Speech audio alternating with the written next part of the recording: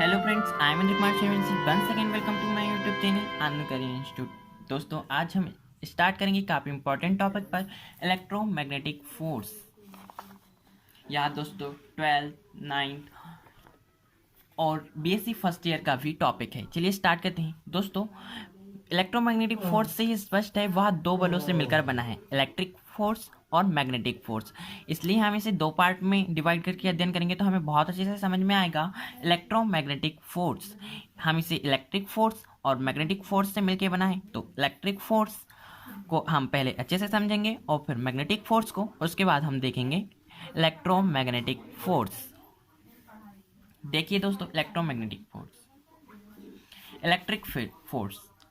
दोस्तों, विद्युत बल क्या होता है यह हमें मालूम होना चाहिए।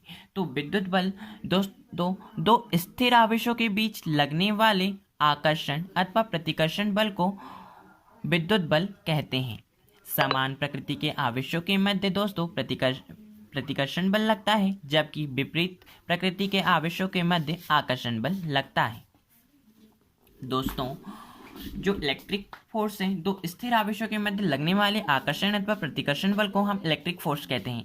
अर्थात जब हम दो स्थिर आवेश, माना हमने प्लस चार्ज और माइनस चार्ज लेते हैं, तो जब हम देखेंगे दो स्थिर प्लस चार्ज और माइनस चार्ज के मध्य अट्रैक्शन फोर्स होगा हमेशा, और या फिर हम माइनस चार्ज और प्लस चार्ज से देखेंगे तो उनके मध्य भी अट्रैक्शन होगा। लेकिन जब हम प्लस चार्ज और प्लस चार्ज देखेंगे तो उनके मध्य दोस्तों प्रतिकर्षण होगा, और माइनस चार्ज में भी प्रतिकर्षण होगा।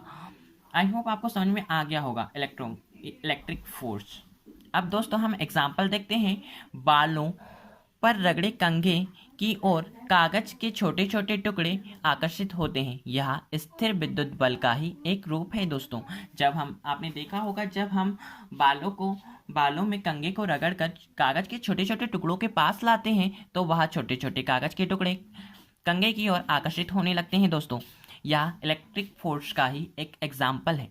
आप नोट कर लीजिए, कूलाम ने स्थिर विद्युत आवेश पर उन्होंने अध्ययन किया और उसका परिमाण बताया। उनके दो स्थिर आवेशों के मध्य लगने वाला आकर्षण बल कितना होता है, तो कूलाम के अनुसार जो बल होता है वह 1/4πε0 Q1 into Q2 upon R square होता है। यहाँ Q1 और Q2 क्रम दो स्थिर आवेश दर्शाते हैं और R उनके बीच की दूरी, और यहाँ पे 1/4πε0 एक नियतांक है। दोस्तों, आई होप आपको इससे विद्युत आवेश समझ में आ गया होगा। अब हम देखते हैं दोस्तों मैग्नेटिक फोर्स।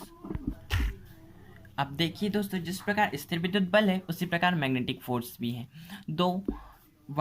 दो स्थिर आवेशों के मध्य लग रहा था, यह दो चुंबकीय ध्रुवों के मध्य लगेगा क्योंकि यह चुंबकीय फोर्स है। तो दो चुंबकीय ध्रुवों के मध्य लगने वाले आकर्षण अथवा प्रतिकर्षण बल को दोस्तों हम चुंबकीय बल कहते हैं। इसमें समान ध्रुवों के मध्य प्रतिकर्षण तथा विपरीत ध्रुवों के मध्य आकर्षण बल लगता है। दोस्तों, जब हम चुंबक को रखते हैं दोस्तों, तो चुंबक के चारों ओर एक मैग्नेटिक फील्ड जनरेट होती है जो कि नॉर्थ पोल से साउथ पोल की ओर जाती है। और जब हम एक स्थिर आवेश की बात करें, जब हम किसी चालक में धारा प्रवाहित करते हैं तो उसमें इलेक्ट्रॉन एक महत्वपूर्ण भूमिका निभाता है दोस्तों, और आवेश हमेशा प्लस चार्ज से माइनस चार्ज की ओर प्रवाहित होता है दोस्तों किसी चालक में। ठीक उसी प्रकार दोस्तों, यहाँ पे मैग्नेट में हमेशा जो चुंबकीय रेखाएं हैं वह नॉर्थ पोल से साउथ पोल की ओर जाती हैं। तो चुंबकीय फोर्स में, चुंबक में भी दोस्तों नॉर्थ पोल और साउथ पोल में अट्रैक्शन होता है, साउथ पोल और नॉर्थ पोल में भी अट्रैक्शन होता है, किंतु नॉर्थ पोल और नॉर्थ पोल में रिपल्सन होता है, प्रतिकर्षण होता है। साउथ पोल में भी प्रतिकर्षण होता है। दोस्तों, वैज्ञानिक चार्ल्स अगस्टन ने देखा कि जो चुंबकीय फोर्स हैं वह दो ध्रुवों के मध्य चुंबकीय फोर्स है वह कितना होता है, उसका परिमाण उन्होंने बताया। यह परिमाण होता है दोस्तों μ0/4πm1 into m2 upon R square, जहाँ m1 m2 कणों के द्रव्यमान है और R स्क्वायर उनके बीच की दूरी। दोस्तों हम एक एग्जाम्पल देख सकते हैं, चुंबक की और लोहे की छोटी छोटी पिनें आकर्षित होती हैं। दोस्तों आपने देखा होगा, जब हम चुंबक को लोहे के छोटे छोटे पिनों के बीच रखते हैं तो वह चुंबक की ओर आकर्षित होने लगते हैं, और अगर हम उन्हें चुंबक के लोहे के गर्दे में अगर हम चुंबक रख के उसे कंपन करते हैं, हिलाते हैं, तो हमें इस प्रकार से जो लोहे के छोटे छोटे कण हैं वह इस रेखा जैसे चुंबकीय रेखाओं में व्यवस्थित मिल जाएंगे। दोस्तों इससे आप चुंबकीय रेखाओं को बहुत अच्छे से देख सकते हैं। आई होप आपको चुंबकीय फोर्स भी क्लियर हो गया होगा। चलिए दोस्तों, अब हम स्टार्ट करते हैं इलेक्ट्रोमैग्नेटिक फोर्स। दोस्तों इलेक्ट्रोमैग्नेटिक फोर्स प्रकृति में जो 4 महत्वपूर्ण बल हैं, गुरुत्वाकर्षण बल, इलेक्ट्रोमैग्नेटिक फोर्स और न्यूक्लियर 2 फोर्सेस और हैं। हम उन्हें नेक्स्ट वीडियो में देखेंगे। दोस्तों हमने ग्रेविटेशनल फोर्स को प्रीवियस वीडियो में देख चुका है, आप चाहें तो प्लेलिस्ट में जाकर देख सकते हैं। चलिए दोस्तों स्टार्ट करते हैं हम इलेक्ट्रोमैग्नेटिक फोर्स। यहाँ दोस्तों जो हमें माइकल फैराडे ने मैग्नेटिक फोर्स के बारे में बताया था कि कोई एक आवेशित पार्टिकल है, वह अपने चारों ओर चुंबकीय क्षेत्र डेवलप करता है, और वह फोर्स कितना होता है उन्होंने हमें उसका परिमाण बताया। उन्होंने बताया था F = μ0/4π m1 × m2/r² होता है। अतः उसका परिमाण, उनके इस गणना को वैज्ञानिक मैक्सवेल ने ध्यान में रखते हुए उन्होंने एक मूविंग पार्टिकल का अध्ययन किया, और एक आवेशित मूविंग पार्टिकल के लिए विद्युत इलेक्ट्रिक फोर्स और मैग्नेटिक फोर्स में रिलेशन देखते हुए उन्होंने इलेक्ट्रोमैग्नेटिक फोर्स को परिभाषित किया। दोस्तों इलेक्ट्रिक फोर्स और मैग्नेटिक फोर्स से मिलकर उसी के समान सिमिलर बना हुआ है यह इलेक्ट्रोमैग्नेटिक फोर्स। चलिए दोस्तों देखते हैं, चूँकि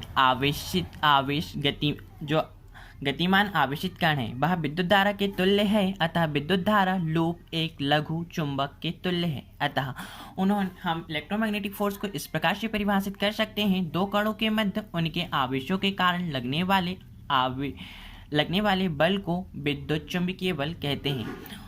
हम इसे इस प्रकार से व्यक्त कर सकते हैं। दोस्तों माइकल मैक्सवेल ने हमें इस प्रकार से परिभाषित किया इलेक्ट्रोमैग्नेटिक फोर्स को।